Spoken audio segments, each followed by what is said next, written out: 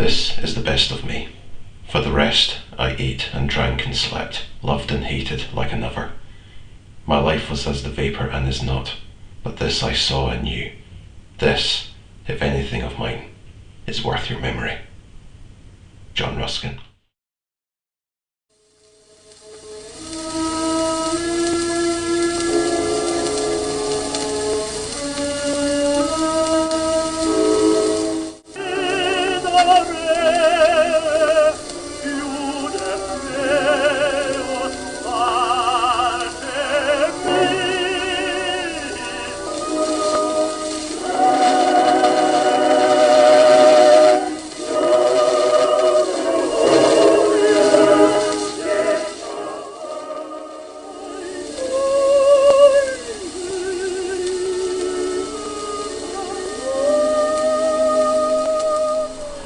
Hello subscribers, and welcome to a special video series on this traditional music channel. As many of you know, I have been collecting and uploading recordings of old shellacs and obscure LPs these past few months. I mentioned a few weeks ago that last autumn I visited a charity shop in Paisley where I discovered perhaps the most remarkable collection of shellacs I have seen in nearly a decade. 2 albums of shellacs, one of which contains all 8 discs of a specially adapted, slightly abridged performance of The Dream of Gerontius by Sir Edward Elgar.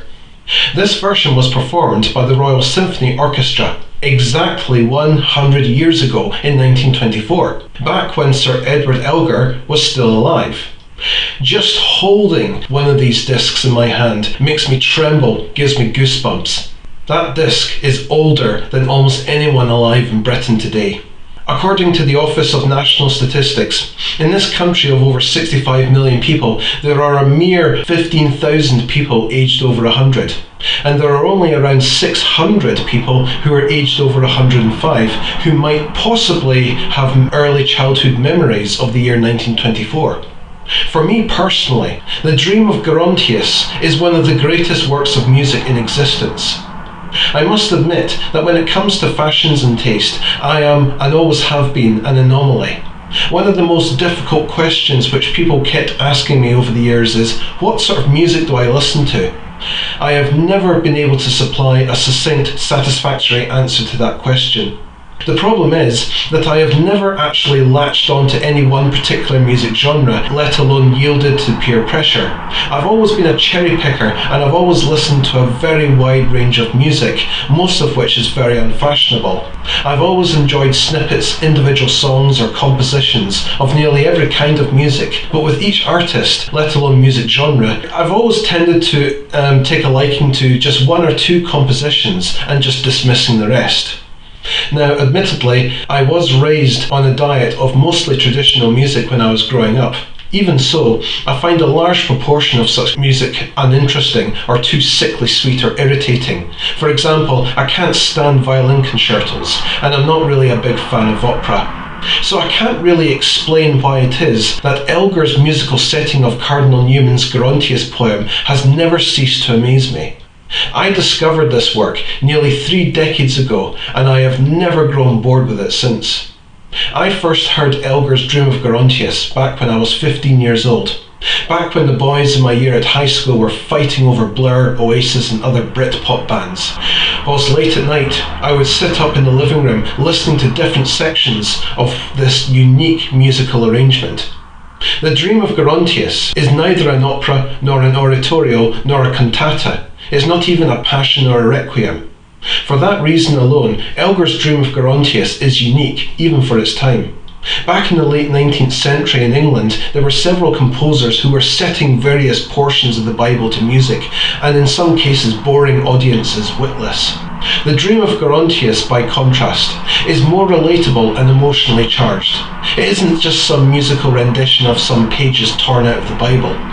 It's a little bit like John Bunyan's Pilgrim's Progress, in that it is a story of a good, conscientious man who passes from life to death and ascends to heaven to be judged by God. Now, of course, it is not necessary for me to try and provide a kind of history lesson. You can find all the information online. But I'll just mention that Elgar's musical work is based on a much longer poem by the controversial and hallowed John Henry Newman, a great Victorian Anglican clergyman who crossed over to the Catholic Church and who was appointed cardinal. Edward Elgar, likewise, was a Catholic and was never fully endorsed by the English Victorian establishment. Now, Cardinal Newman composed the original poem back in 1865. 35 years on, at the turn of the 20th century, Elgar was commissioned to turn it into music, and it was premiered in Birmingham in the year 1900. The Dream of Gerontius was not greatly appreciated at the time, but it enjoyed greater success in Germany a few years later. Sadly, nowadays, it is nowhere near as popular and famous as, for example, Elgar's Enigma Variations or his Cello Concerto. Nevertheless, there is no denying the fact that the Dream of Gerontius belongs in a league of its own.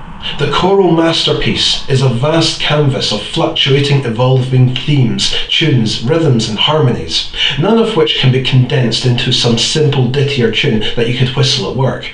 The interplay between the orchestra and singers is altogether extraordinary. Edward Elgar himself knew it. When he had finished scrawling the last notes in the manuscript, he penned the immortal lines of a poem by John Ruskin, which I've quoted at the start of this video. But anyway, that's more than enough background information for me. So, what I am presenting here on this channel is a series of video recordings of all 16 sides of these Edison-Bell shellacs.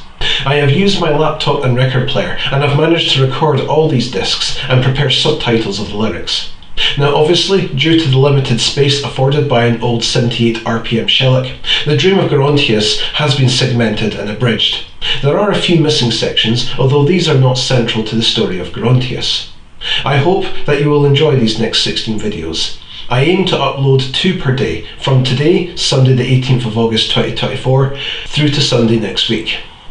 God be with you all.